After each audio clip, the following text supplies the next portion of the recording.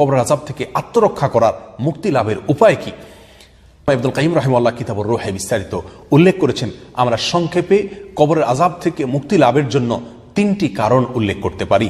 প্রথম কারণ হলো যেই কোনো গুনাহ থেকে বেঁচে থাকার জন্য আপ্রাণ চেষ্টা করা, আর বিশেষ করে যে সমস্ত অপরাধের শাস্তি হিসাবে কবরে আল্লাহ সুবহানাহু ওয়া তাআলা আযাবের মুখোমুখি করবেন বলে নবী সাল্লাল্লাহু আলাইহি সাল্লামের হাদিস থেকে আমরা জানতে পারি, সেগুলোকে সুনির্দিষ্টভাবে সেগুলোকে বর্জন করে চলা, সে সমস্ত গুনাহ থেকে বেঁচে থাকার চেষ্টা করা, যেমন চুগলখড়ি করা, কোরআনকে পরিত্যাগ করা, মিথ্যা কথা বলা, সুদের কারবার করা, জেনার সাথে জড়িত থাকা, পেশাবের ব্যাপারে অসাবধানতা অবলম্বন করা, এই সবগুলো থেকে বেঁচে থাকার জন্য চেষ্টা করা। এটা হলো কবরের আযাব থেকে মুক্তি লাভের অন্যতম এবং প্রধান উপায়, প্রথম উপায়।